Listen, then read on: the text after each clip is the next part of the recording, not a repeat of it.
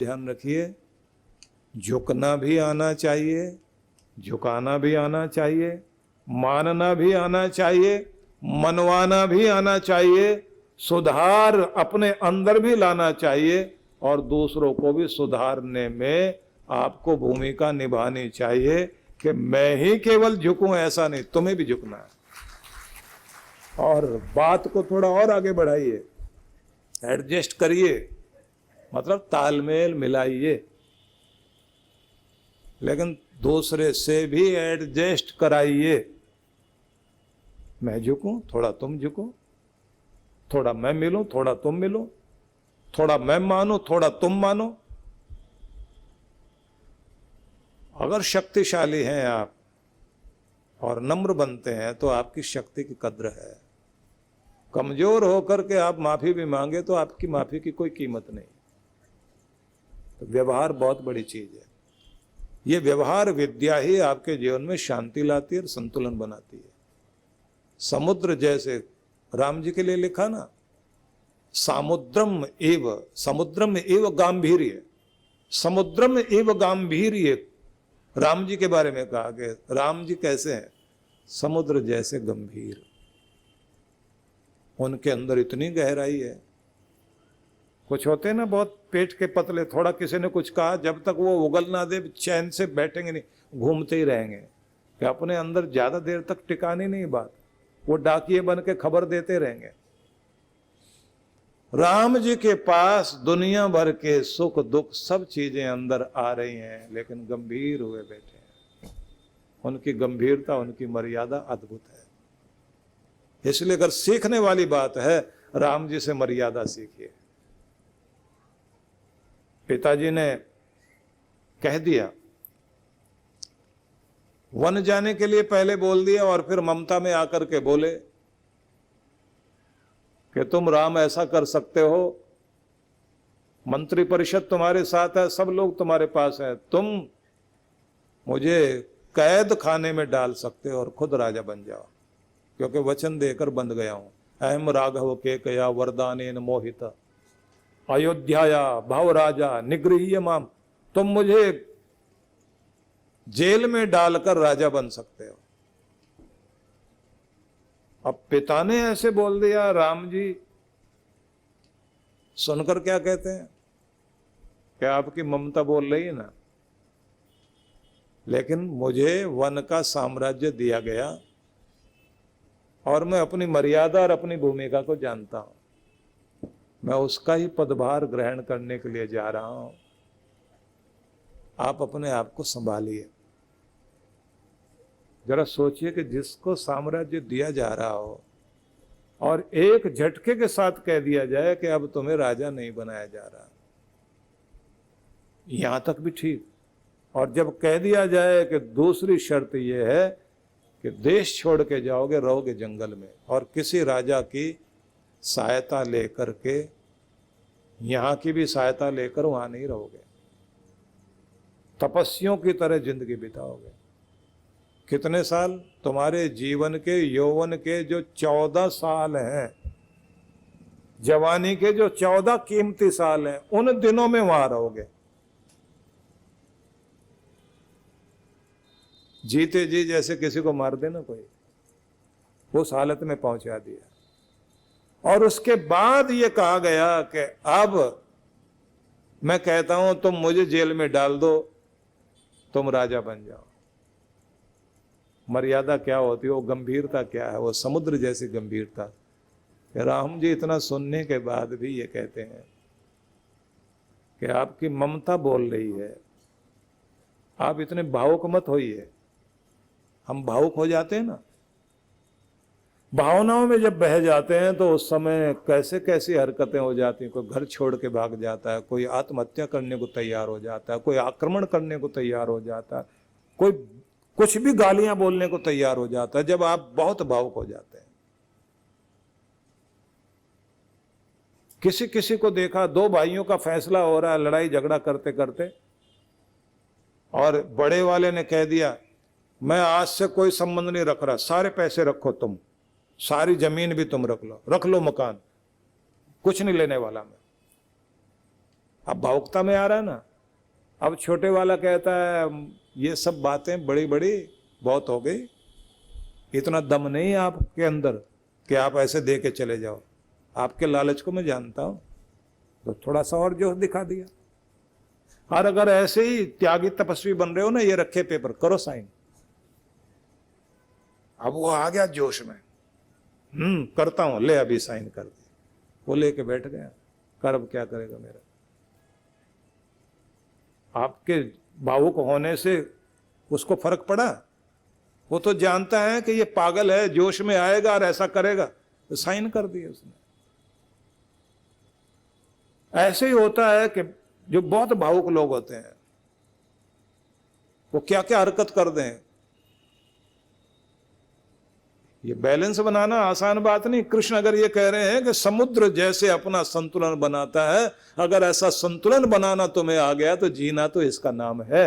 Balance बनाना सीखो।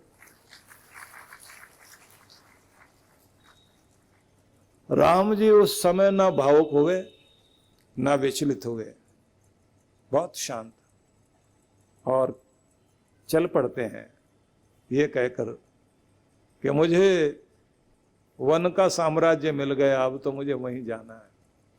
पूरी अयोध्या रो रही है। मंत्री परिषद वाले सारे लोग आकर खड़े हो गए, हम आपके साथ हैं।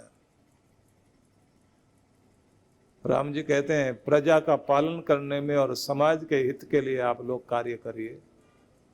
मुझे जहां के लिए पिता का आदेश हुआ है, मैं वो आदेश पालन करने के लिए जा रहा हूं। नगरवासी कह रहे हैं कि आपके साथ अन्याय हुआ है, हम साथ खड़े हैं।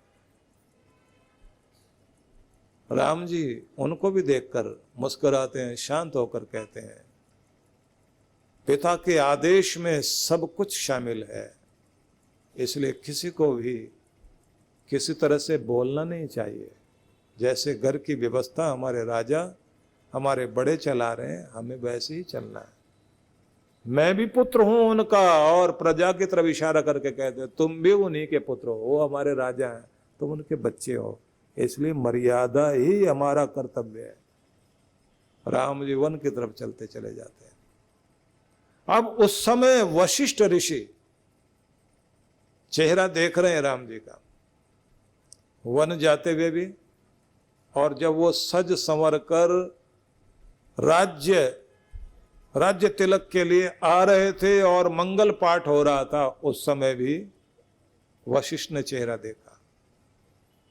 अब वो लिख रहे हैं, कह रहे हैं, वाल्मीकि ने अपने शब्द कहलाए जिसका सार ये है, कहते मैंने अपने शिष्य के राम के मुखमंडल को निहारा जब वो वन जाने के लिए चले, और जब वो राज्यभार ग्रहण करने के लिए आ रहे थे, राज सिंहासन पर आरूढ़ होने के लिए आ रहे थे, और उस समय का चेहरा भी देखा जब सब कुछ छोड़ के जा रहे थे, तब का चेहरा देखा। और वो कहते हैं मैंने अपने राम के चेहरे में कोई परिवर्तन नहीं देखा, वो एक जैसे एक जैसे।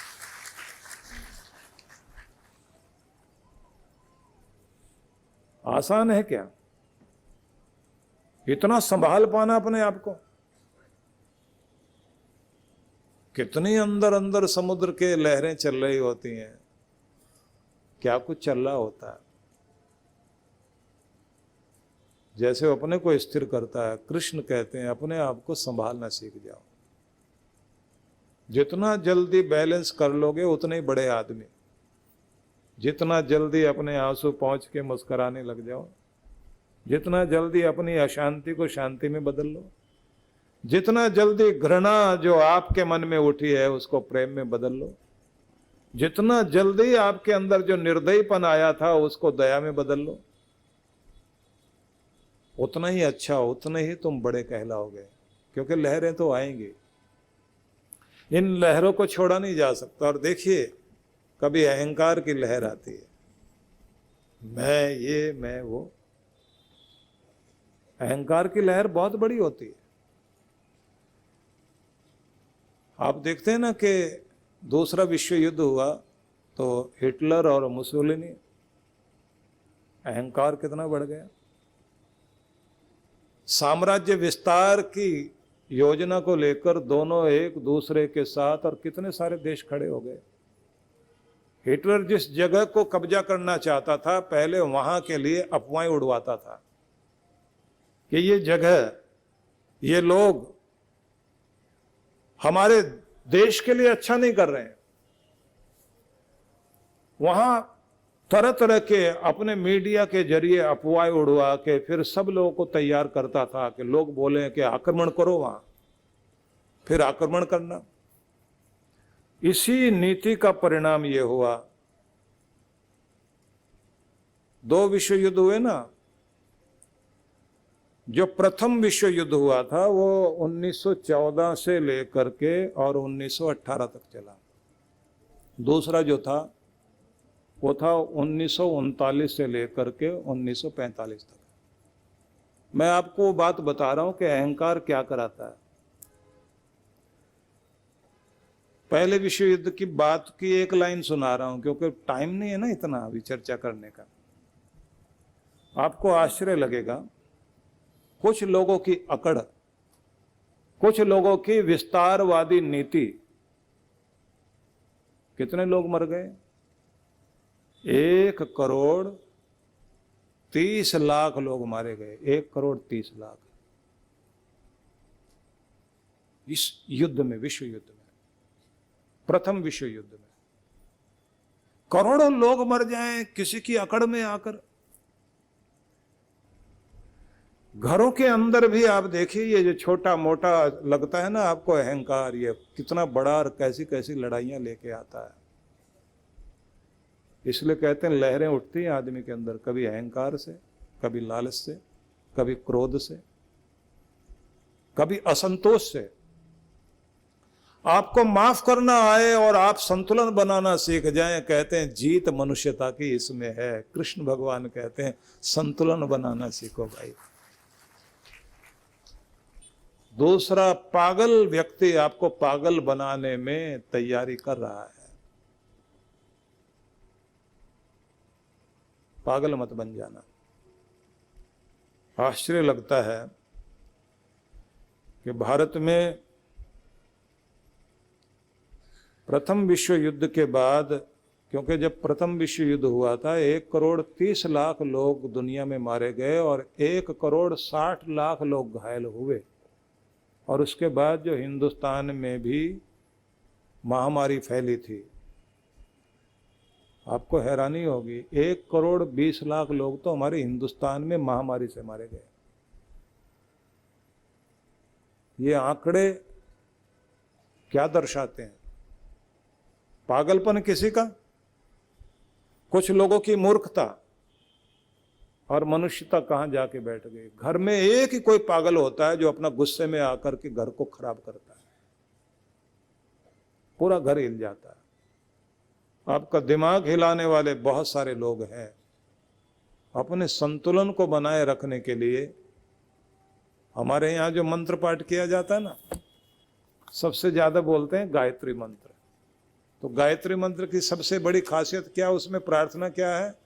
धियो यो नः प्रचोदयात्। भगवान हमारी बुद्धि को सुबुद्धि बनाए रखिए और हमें प्रेरित कीजिए कि हम सन्मार्ग की तरफ चलते रहें, हमारी बुद्धि सुबुद्धि बनी रहे। इस बुद्धि पर अपनी कृपा बनाए रखना, ये बुद्धि कभी खराब ना हो। धियो यो नः प्रचोदयात्। परमात्मा हमारी बुद्धि को प्रेरणा देने वाले बनो, ये सन्मार्ग की तरफ जाए, कुमार्ग की तरफ नहीं। किसी का शरीर का कोई भी अंग खराब हो जाए कोई फर्क नहीं पड़ता, पर अगर किसी की बुद्धि खराब हो जाए, अकल खराब हो जाए, दिमाग खराब हो जाए, सब कुछ बिगड़ जाता है। इसलिए भारत में मंदिरों में, तीर्थों में गुरुजनों के सामने सिर झुकाने की परंपरा है कि भगवान हमारे सिर पर हाथ रखना, सदगुरु सिर पे हाथ रखना, बुद्धि सुबुद्धि बनी रहे, दिमाग खराब ना हो कभी। बुद्धि सुबुद्धि है, सब कुछ है हमारे पास। चाणक्य बोलते थे कि परमात्मा सब कुछ छीनना मेरा, मेरी यही बुद्धि मत छीनना, इसके द्वारा सब कुछ पा सकता हूं मैं, और ये खो गई तो सब कुछ गया मेरा। इसलिए ध्यान रखना, बुद्धि सुबुद्धि रहे, प्रार्थना कीजिए, संतुलन बना रहे, इसकी कोशिश कीजिए। तो कुछ बिंदु हैं जिनको आप जल्दी जल्दी सुनते हुए दिमाग में बैठाएंगे। सबसे पहली बात है कि खुशी के लिए खुश रहें और खुशी को बांटिए। शांत रहिए और शांति का वातावरण बनाए रखिए। दूसरे से उम्मीद मत रखिए। समझदारों से ही उम्मीदें की जा सकती हैं कि वो इस धरती को स्वर्ग बनाए। मूर्खों से और धूर्तों से ये उम्मीद नहीं की जा सकती। आप परमात्मा के लाडले पुत्र हैं, इसलिए इस धरती को स्वर्ग बनाने की जिम्मेदारी भी आपकी है। इसलिए आपको अपनी भूमिका निभानी होगी। शांत रहना भी है, शांति को फैलाना भी है, खुश रहना है और खुश रहते हुए खुशी को फैलाना। और ध्यान रखिए, बुद्ध बोलते थे एक शब्द कि जंगली जानवर से भी कपटी मित्र बुरा होता है और संगति ही आपका व्यवहार बनाती है। गलत संगति अगर मिल गई, जिंदगी खराब हो जाएगी। आप सही संगत चुनिए, क्योंकि संगत आपकी गत बनाने में, गति देने में अच्छी भूमिका भी निभाती, बुरी भी निभाती है। आपको माता पिता परमात्मा ने दिए, भाई बहन परमात्मा ने दिए। चुनने का अधिकार नहीं दिया कि ये माँ बाप या ये वाले। दोस्त चुनने का अधिकार आपको दिया है, संगति चुनने का अधिकार आपको दिया है। वो आपके ऊपर है कि आप किन के साथ बैठते हो और किन के साथ आपको बैठना चाहिए। अगर सही चुनते हो तो सही बनोगे, अगर गलत चुन लिया जिंदगी भर दुख भोगोगे। इसलिए सही चुनना जरूरी, नहीं तो अकेले रहो। और ये भी बात ध्यान रख लीजिए, आपका आत्मविश्वास बहुत बड़ी शक्ति है। अपने आत्मविश्वास को टूटने मत दो।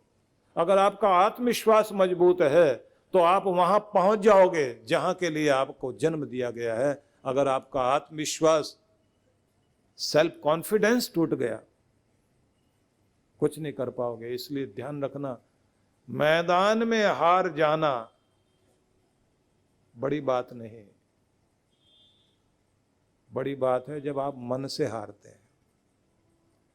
क्योंकि हार जाने पर भी जीत की उम्मीद है।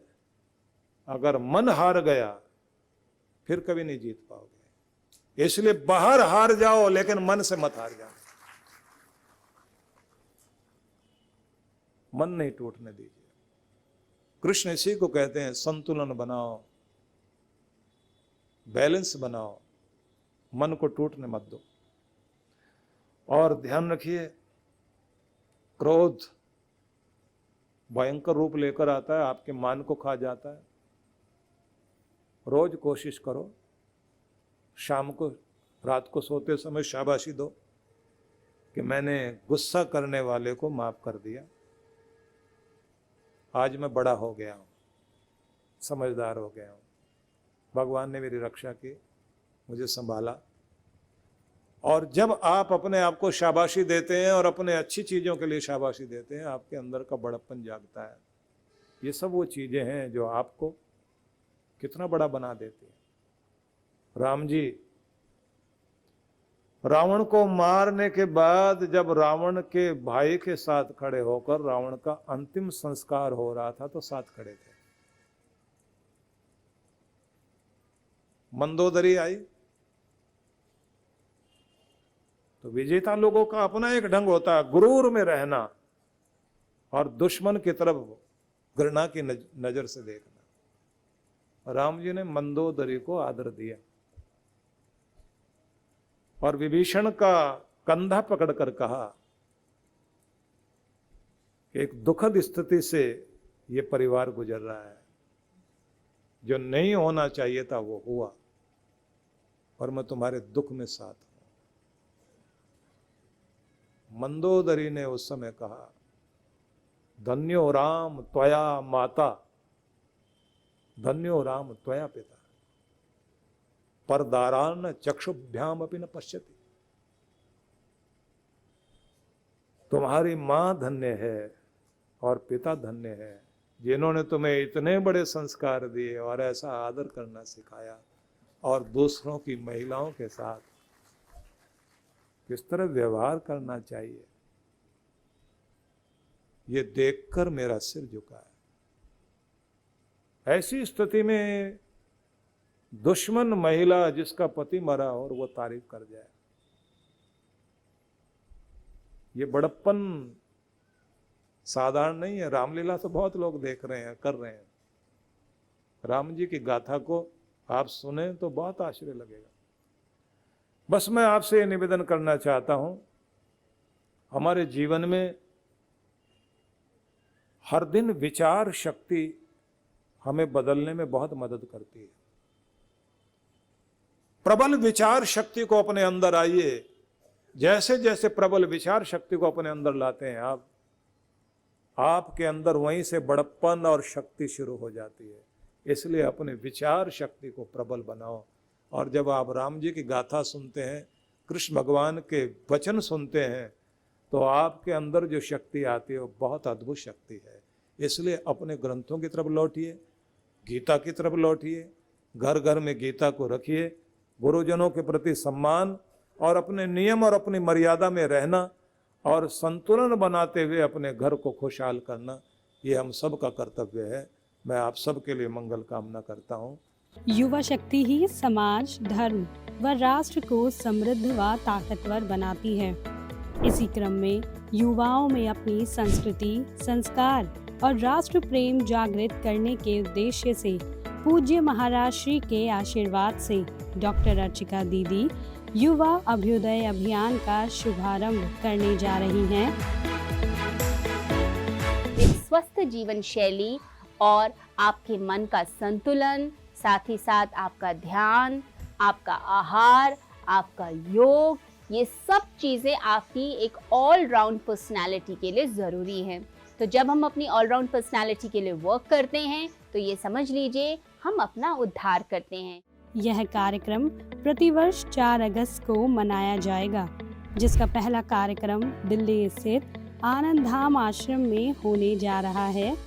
इस कार्यक्रम में नाटक, आज आनंद धाम में आनंद ही आनंद बरस रहा है, गुरु की कृपा बरस रही है, गीत संगीत,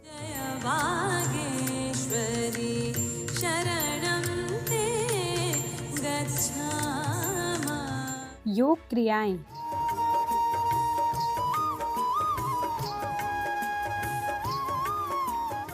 एवं सांस्कृतिक कार्यक्रम करवाकर हमें अपने युवा में संस्कृति और संस्कार के प्रति प्रेम व सद्भाव जागृत करना है। तो आइए आप भी हमारे साथ जुड़कर नई ऊर्जा, नई सोच रखने वाले नव भारत का नवनिर्माण करें।